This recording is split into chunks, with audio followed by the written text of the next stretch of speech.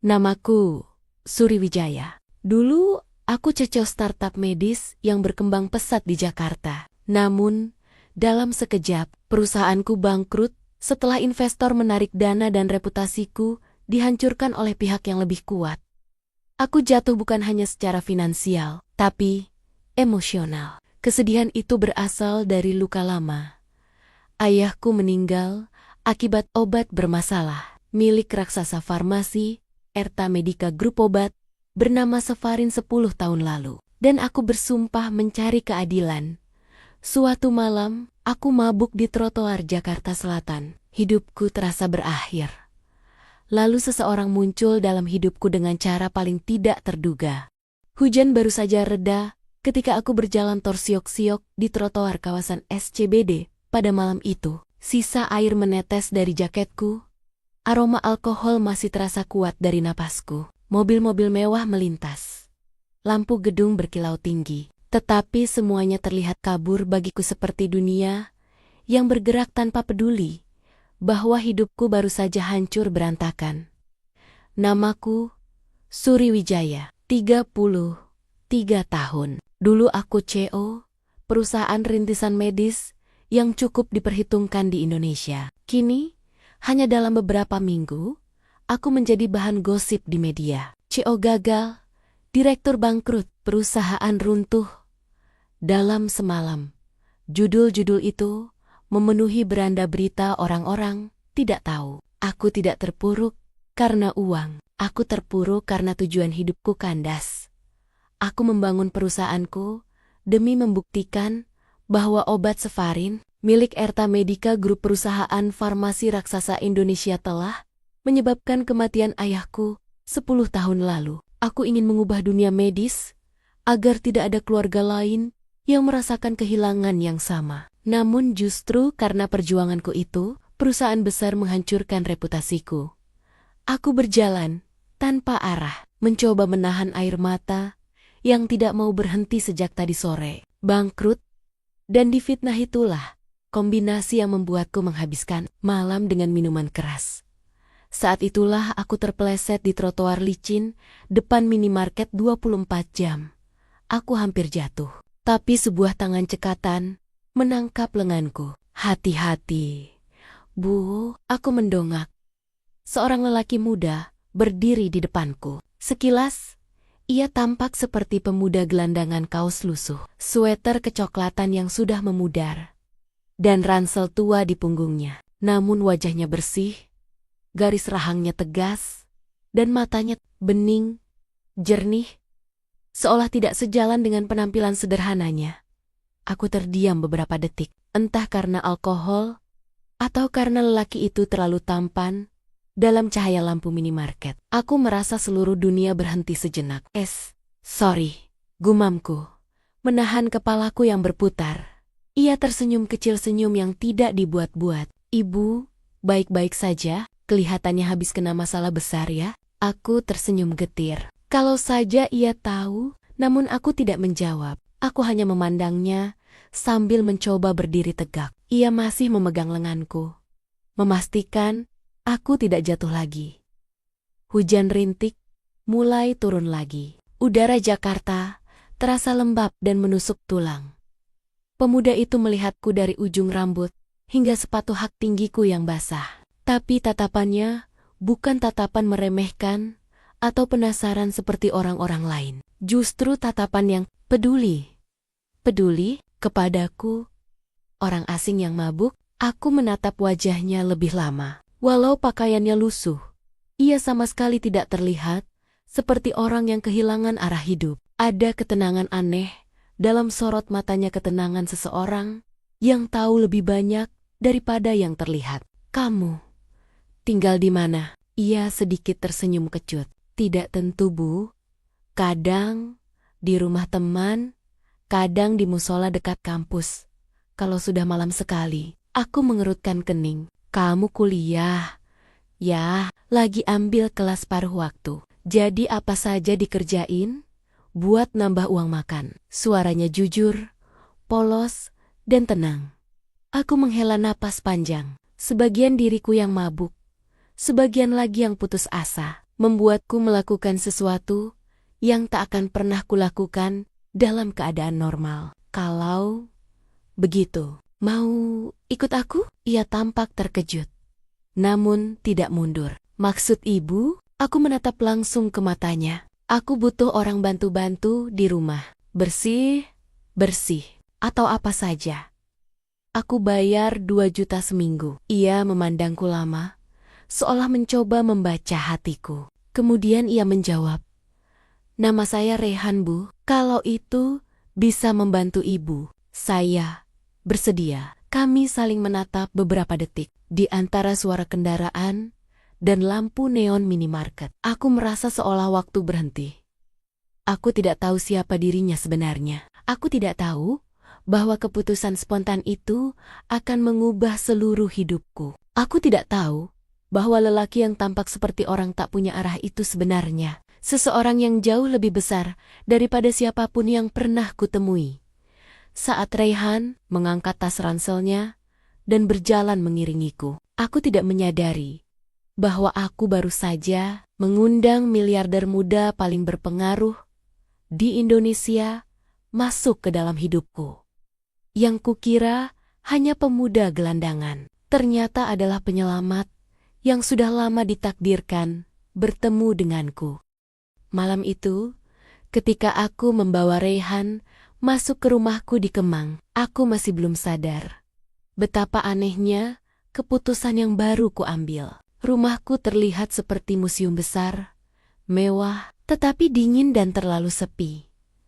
Rehan berhenti di depan pintu masuk, menatap interior rumahku dengan diam. Bukan tatapan terpesona, melainkan tatapan orang yang mencoba memahami situasi baru dengan tenang. "Masuk saja," kataku sambil menyalakan lampu ruang tamu.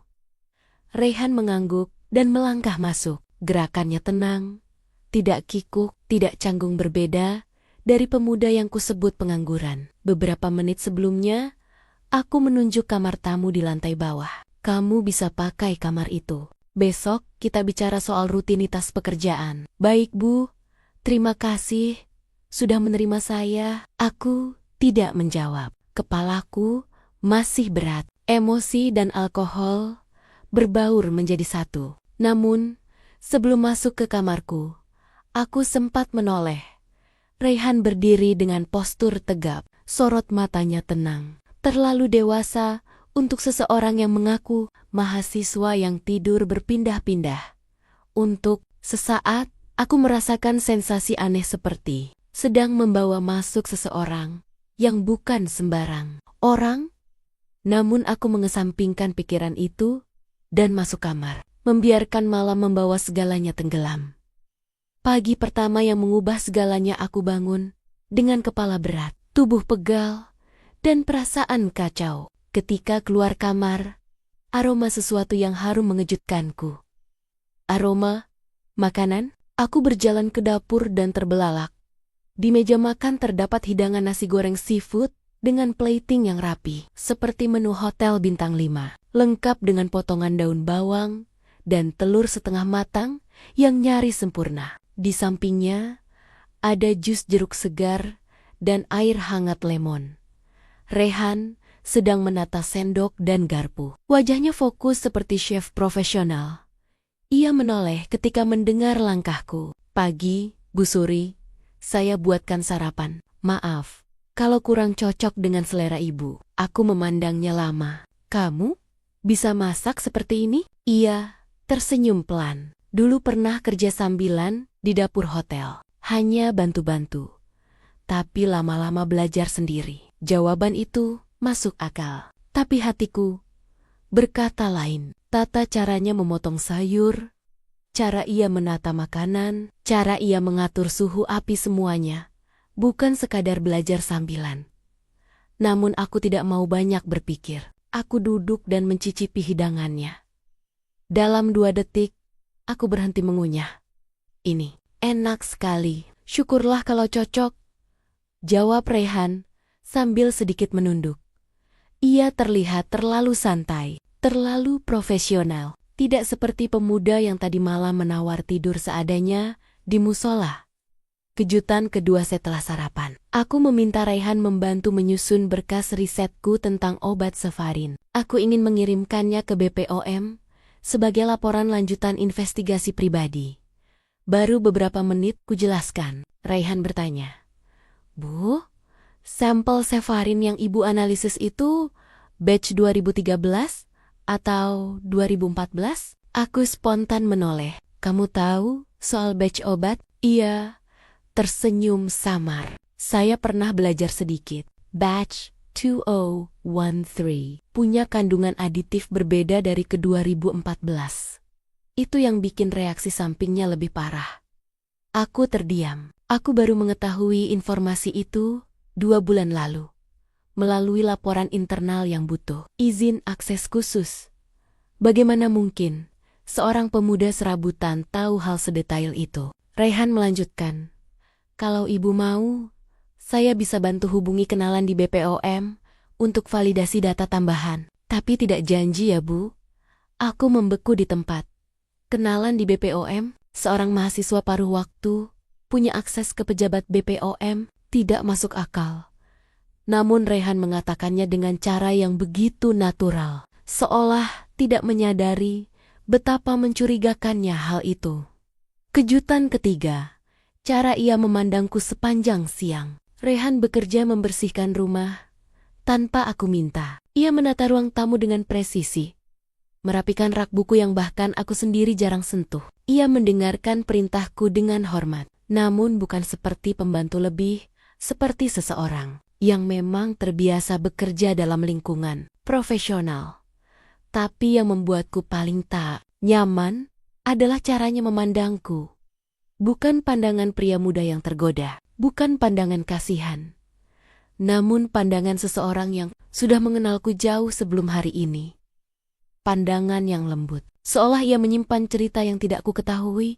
Setiap kali aku bertanya sesuatu, ia selalu menjawab dengan tenang, seolah tidak pernah panik. Ia bergerak dengan percaya diri, seakan berada di tempat yang sudah sangat ia kenal. Semakin lama aku merasa bukan aku yang menerima Raihan, tapi Raihan yang sedang mengawasi dan memahami hidupku. Ada misteri besar dalam dirinya, sesuatu yang membuatku antara ingin menjauh atau justru ingin tahu lebih jauh siapa dirinya sebenarnya. Yang jelas, satu hal pasti, Raihan bukan hanya pemuda serabutan biasa. Dan aku, tanpa sadar, telah membuka pintu rumahku untuk seseorang yang membawa badai besar ke hidupku.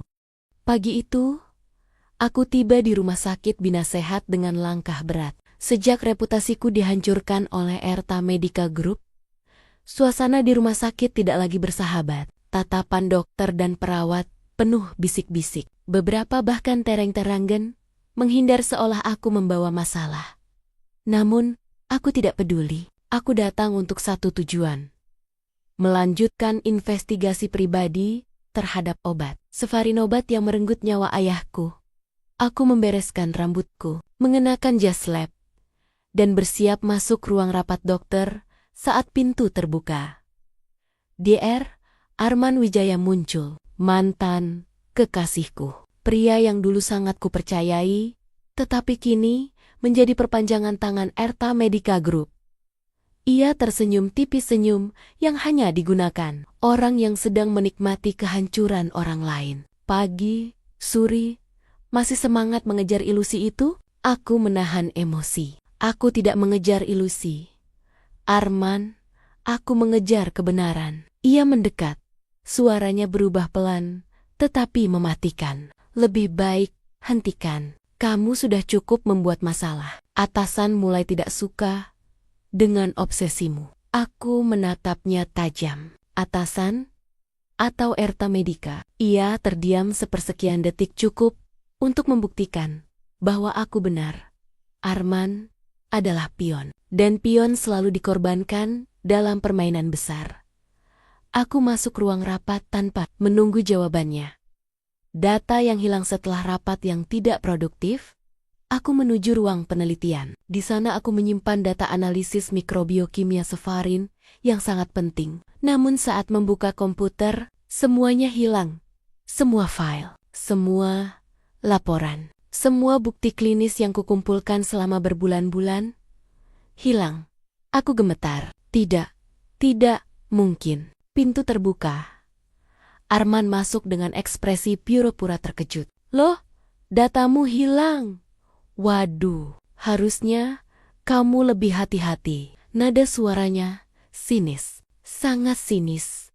Aku mengepalkan tangan. Kamu yang lakukan ini. Ia mendekat. Suri, dengar, kamu sudah tidak punya tempat di sini. Berhentilah sebelum semua semakin buruk untukmu. Aku ingin menamparnya.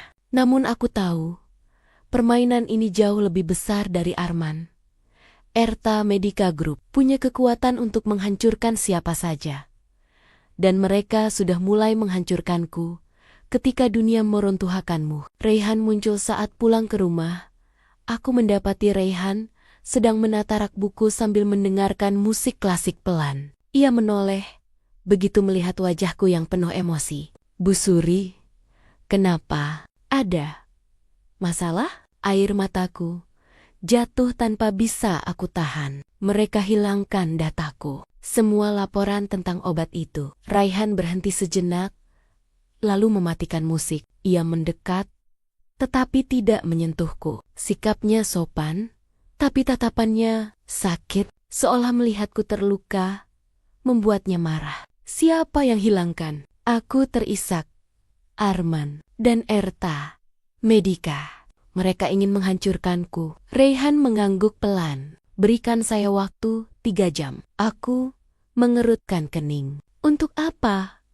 Untuk apa? Untuk mengembalikan semuanya. Ia mengambil laptopku dan duduk di meja makan. Gerakannya cepat, presisi, seperti seseorang yang sudah terbiasa bekerja di lingkungan bertekanan tinggi. Ia membuka terminal sistem, memasukkan kode-kode yang aku bahkan belum pernah lihat. Kamu? Hacker? Bukan.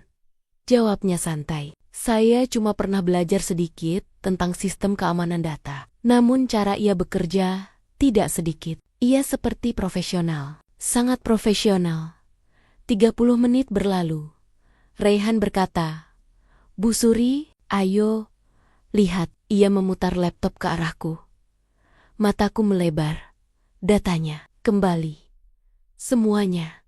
Tidak hanya kembali formatnya sudah dibersihkan, diberi watermark, dan dibuat backup otomatis ke 3 server berbeda. Kakakmu? Gimana bisa? Raihan hanya tersenyum kecil, seolah hal itu adalah hal paling mudah di dunia. Erta Medica punya IT bagus, tapi tidak sebagus itu, Bu. Aku tertegun. Siapa sebenarnya pemuda ini? Raihan melawan armada korupsi dengan cara tenang. Keesokan harinya, aku kembali ke rumah sakit dengan kepala tegak. Arman menatapku terkejut saat aku memperlihatkan bukti lengkap yang sudah kupulihkan. Kok bisa balik? Ujar Arman. Wajahnya pucat. Aku menatapnya dengan dingin. Kalau kamu pikir aku mudah dijatuhkan, kamu salah besar. Arman menggertakkan gigi. Suri, kamu tidak tahu dengan siapa kamu berhadapan. Aku tersenyum sinis. Kamu pun begitu. Karena tanpa Arman sadari, di luar rumah sakit, dari dalam mobil hitam yang parkir di pinggir jalan, Raihan sedang memperhatikan semuanya dengan tatapan yang jauh lebih gelap dan tajam dari yang pernah kulihat. Seolah ia punya rencana besar yang bahkan aku belum mengerti. Beberapa hari setelah dataku kembali berkat Raihan, suasana rumah sakit menjadi semakin tegang. Seolah semua orang bisa merasakan bahwa aku tidak menyerah, bahwa aku sedang mendekati sesuatu yang penting dan bahwa Erta Medica Group mulai gelisah. Namun entah kenapa, bukan rasa takut yang kuteruskan. Justru curiga. Curiga kepada Raihan. Sebab dalam setiap masalah, ia selalu muncul dengan cara yang tidak masuk akal. Tidak pernah panik, tidak pernah bingung. Seolah ia tahu langkah apa yang harus diambil untuk menyelamatkanku.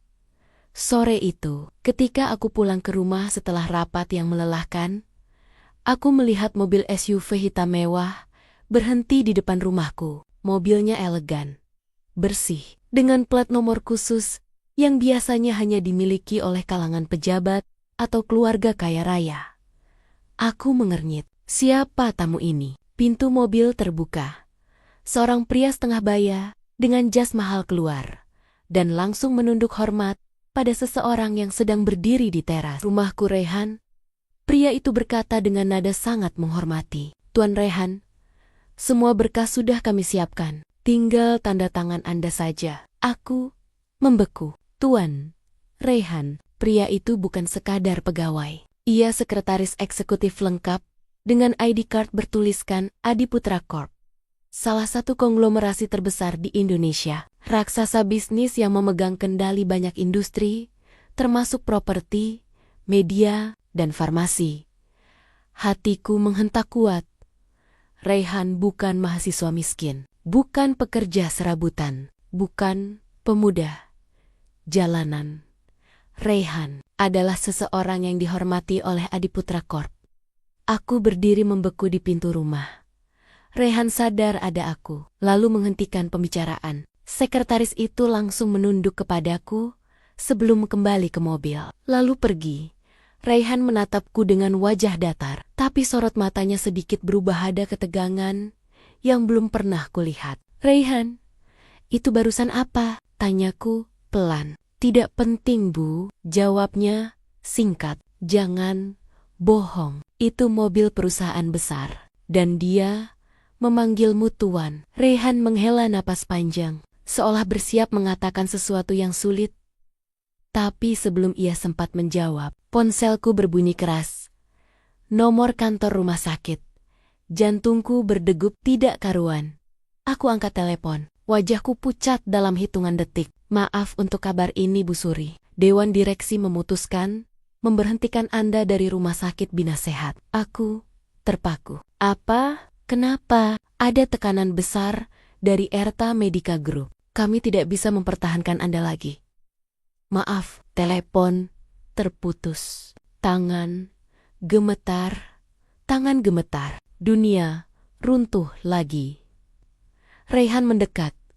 Wajahnya menegang. Mereka memecatmu? Aku tidak menjawab. Air mataku mengalir dengan sendirinya. Aku tidak kuat lagi.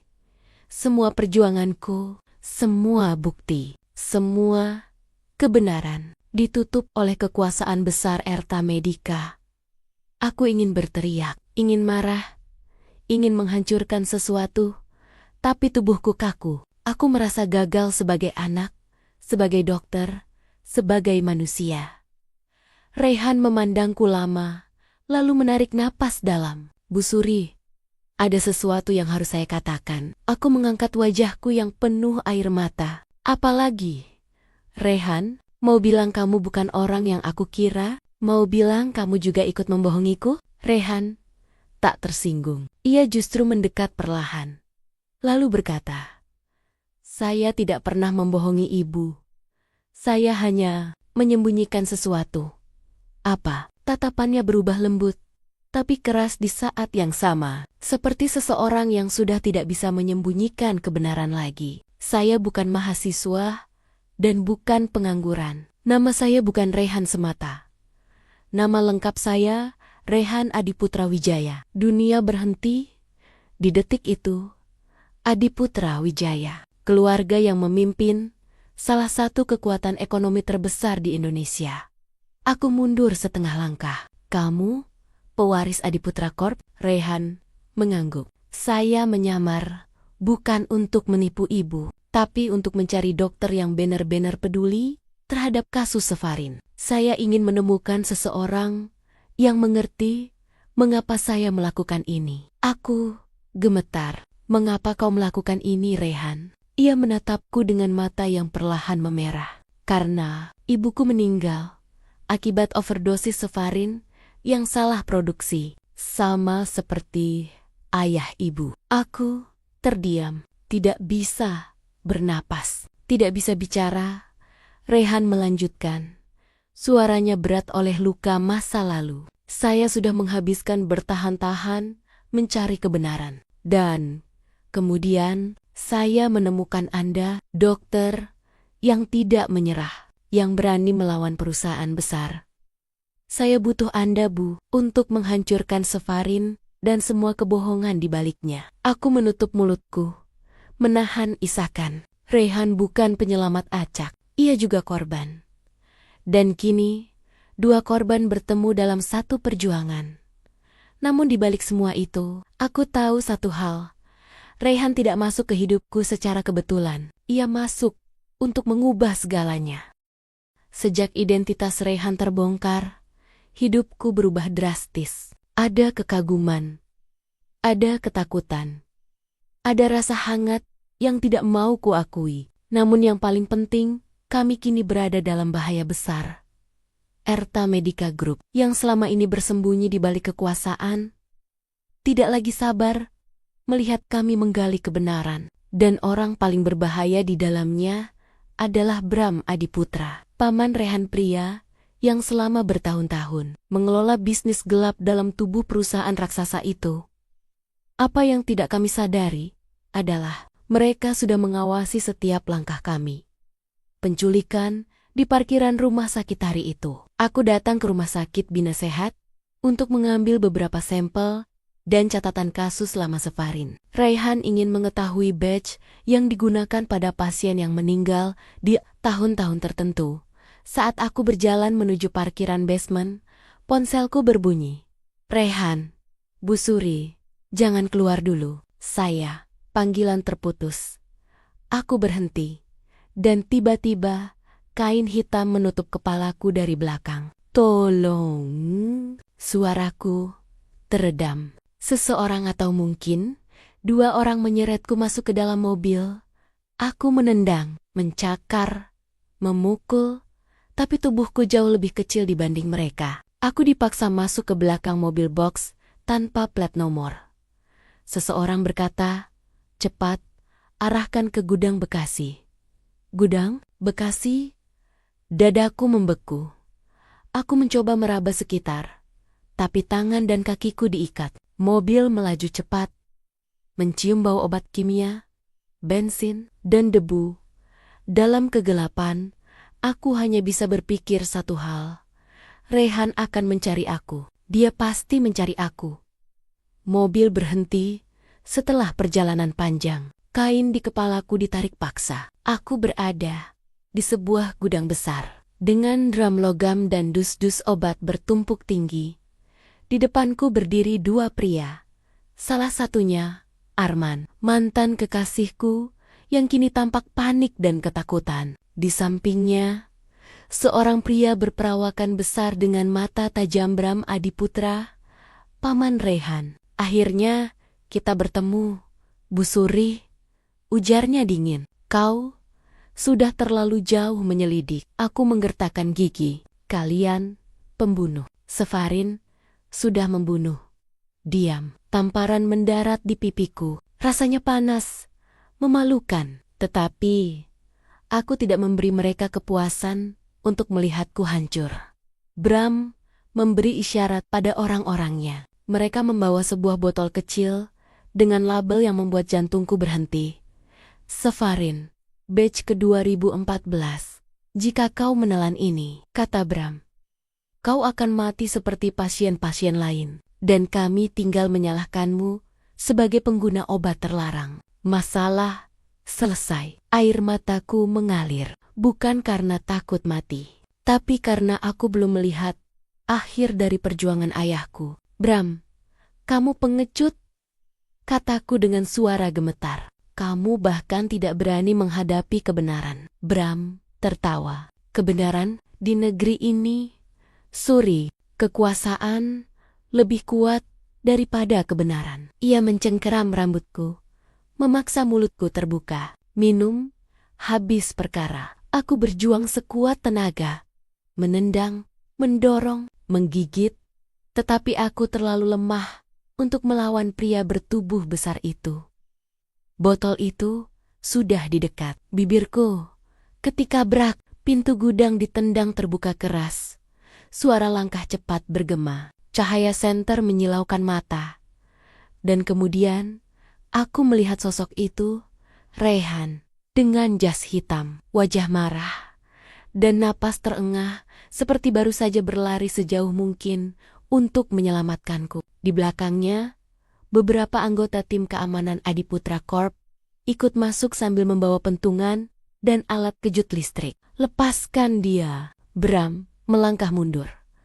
Raihan, kau tidak seharusnya. Diam. Suara Raihan rendah dan tajam. Tidak pernah sebelumnya aku melihat tatapan mata seseorang yang begitu siap menghancurkan apapun demi melindungi orang yang ia sayangi. Dalam detik itu, Raihan tampak bukan seperti pemuda yang tinggal di rumahku. Bukan majikan, berpura-pura, tapi singa muda yang akhirnya membuka cakarnya.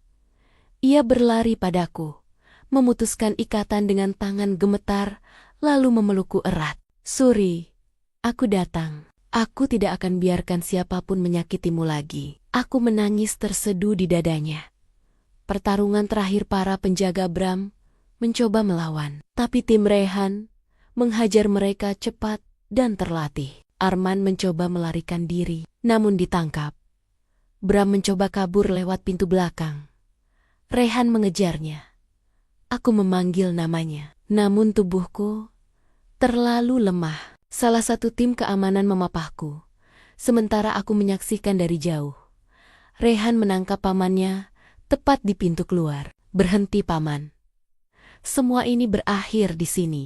Bram mencibir. Kau pikir kau bisa hancurkan perusahaan keluarga sendiri? Raihan mengepalkan tangan, bukan menghancurkan. Membersihkan. Tim keamanan membekuk Bram dan membawanya pergi. Semua selesai. Setidaknya, untuk malam itu, epilog singkat part 5, saat aku duduk di ambulans, tubuh gemetar, Raihan menggenggam tanganku dengan hati-hati. Suri, aku hampir kehilanganmu. Aku menatapnya, mata basah. Terima kasih. Terima kasih, Raihan. Ia mendekatkan dahinya ke dahiku. Aku janji, mulai sekarang, tidak ada yang menyentuhmu tanpa melewati aku dulu. Dalam tatapan itu, aku tahu, bukan hanya nyawaku yang ia selamatkan. Ia juga menyelamatkan harapanku yang hilang. Entung, suatu malam, saat aku terbangun karena mimpi buruk, Raihan duduk di samping tempat tidurku, menatapku dengan mata yang dalam. Suri, mulai sekarang, kamu tidak sendirian. Kata-kata itu sederhana, tetapi bagiku itu seperti pintu baru yang terbuka dalam hidupku. Raihan mengambil alih Erta Medica Group berapa minggu kemudian. Raihan menghadiri rapat besar direksi Adiputra Corp dan Erta Medica Group. Aku diundang untuk hadir sebagai saksi ahli. Suasana ruangan rapat lantai 30 sangat tegang. Para komisaris, investor besar, dan para pemegang saham besar menunggu keputusan final. Raihan berdiri di depan ruangan, mengenakan jas hitam elegan. Wajahnya tenang, namun tegas begitu, berbeda dari pemuda sederhana yang memasak di dapurku beberapa minggu lalu. Saya akan mengambil alih kepemimpinan penuh Erta Medica Group, katanya. Saya berjanji melakukan reformasi total mulai dari sistem produksi, audit, hingga transparansi obat. Seseorang bertanya, tapi itu berarti Anda menghancurkan produk andalan perusahaan sendiri. Kerugian bisa mencapai triliunan. Raihan menatap mereka satu persatu. Nyawa manusia tidak bisa dihitung dengan uang. Ruangan sunyi untuk pertama kalinya. Aku melihat seorang pemimpin sejati, bukan hanya pewaris kaya. Bukan hanya pria yang menyelamatkanku, tetapi seseorang yang memiliki hati dan keberanian untuk memperbaiki dunia. Ia melanjutkan, semua obat Sefarin ilegal akan dihancurkan. Keluarga korban akan menerima kompensasi penuh. Dan saya menunjuk Dr. Suriwijaya sebagai Kepala Etika Medis Nasional di bawah Adiputra Corp. Semua mata beralih padaku. Aku terkejut. Tidak siap. Tidak tahu harus berkata apa. Raihan menatapku sambil tersenyum lembut. Tidak ada yang lebih cocok daripada orang yang berani melawan ketidakadilan, meski harus kehilangan segalanya. Suara tepuk tangan memenuhi ruangan. Aku menunduk, menahan air mata, Dalam hati, aku berjanji untuk berjuang demi semua korban. Demi ayahku, demi ibunya, demi generasi setelah kami. Lamaran di bawah langit Bandung beberapa hari kemudian. Raihan mengajakku ke sebuah taman kecil di Bandung, tempat yang katanya punya kenangan khusus baginya. Taman kecil itu sederhana, penuh pohon kamboja, dengan bangku kayu tua di tengahnya. Waktu kecil, aku sering ke sini, katanya. Tempat ini yang membuatku berharap bisa sembuh dari luka. Kami duduk berdampingan. Angin sore berhembus lembut. Burung-burung beterbangan rendah di langit jingga. Tanpa berkata apa-apa, Raihan berdiri dan berlutut di hadapanku. Aku terkejut. Raihan, apa? Ia mengeluarkan cincin sederhana dengan batu kecil berwarna biru langit. Suri Wijaya, perempuan yang berani, kuat, dan penuh kasih. Aku mencintaimu sejak sebelum kita saling kenal. Sejak hari aku melihatmu berjuang demi kebenaran seorang diri. Aku tidak bisa berjanji hidup kita akan mudah, tapi aku bisa berjanji bahwa aku akan selalu berdiri di sisimu apapun yang terjadi. Air mataku jatuh tanpa ku cegah. Kamu mau menikah denganku? Aku menutup mulutku, tersenyum sambil menangis. Raihan, iya, aku mau. Ia memasangkan cincin itu ke jariku dan memelukku erat di bawah langit senja Bandung. Dengan hati yang penuh luka, tetapi akhirnya menemukan rumahnya. Aku tahu, aku tidak lagi sendirian. Perjuanganku tidak sia-sia, dan cinta yang datang terlambat tidak pernah benar-benar terlambat.